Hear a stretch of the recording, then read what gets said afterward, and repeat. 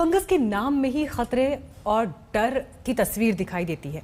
Corona से संक्रमित और तुरंत ठीक हुए मरीज सबसे ज्यादा ब्लैक फंगस के निशाने पर हैं। क्या है इसके लक्षण, क्या सावधानी आपको बरतने की जरूरत है, हमारी ये रिपोर्ट देखिए।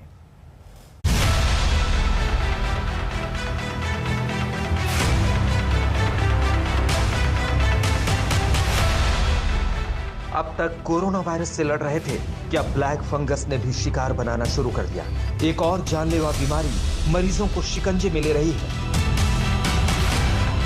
कोरोना से बचकर निकले लोगों में एक नए तरह का संक्रमण फैल रहा है। डॉक्टर इसे म्यूकरमाइकोसिस कहते हैं। साधारण भाषा में समझें तो इसे ब्लैक फंगस से फैला इन्फेक्शन कहा जा रहा है। इसलिए यह समझना जरूरी है कि इस बीमारी के लक्षण क्या हैं। ब्लैक फंगस के शिकार मरीजों की आंख, गाल और नाक के नीचे लाल धब्बा हो सकता है।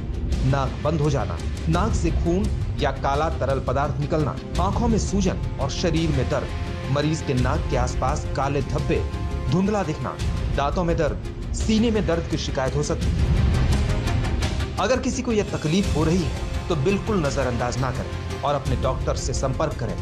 सबसे हैरान करने वाली बात यह भी है कि नौजवानों में भी म्यूकरमाइकोसिस संक्रमण काफी पाया जा रहा है। मैं चाहता हूं कि आप लोग इस तरह के लक्षण जैसे नाक का बंद होना, एक तरफ आंख में दर्द होना, तालू का, दांतों का टूटना, तालू का काला होना, इस चीज पे बहुत ध्यान दें विशेष, और अपने डॉक्टर को दिखाएं।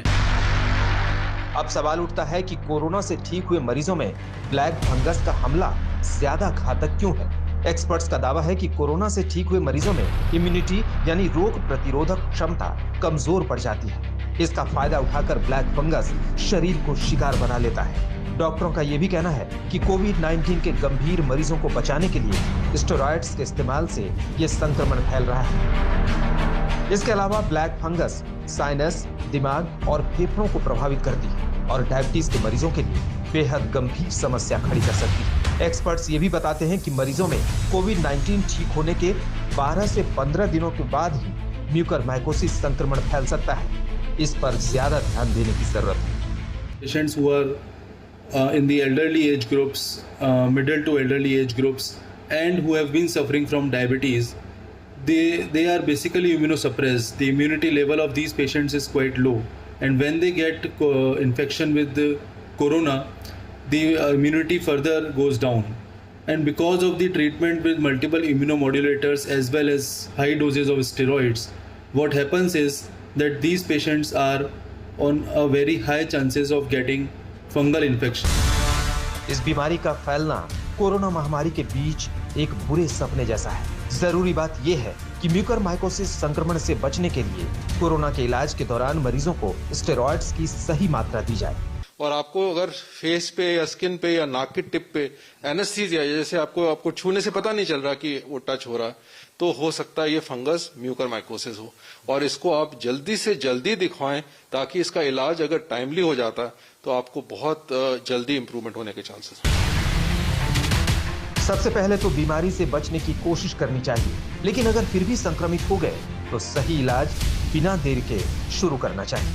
आईसीएमआर के मुताबिक ब्लैक फंगस के शिकार लोगों को सबसे पहले अपने ब्लड शुगर लेवल को कंट्रोल करने की कोशिश करनी चाहिए। डायबिटीज को काबू में रखना इस बीमारी से बचाव का सबसे बड़ा उपाय हो सकता है।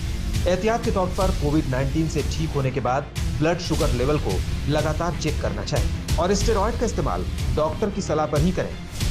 दिल्ली से स्नेहा मोडानी और मिलन शर्मा और अहमदाबाद से गोपी घांगर के साथ आज तक ब्यूरो। फिलहाल हम रुक रहे हैं ब्रेक के लिए, लेकिन फौरन लौटेंगे और अपडेट्स के साथ। आप देखते रहिए आज तक।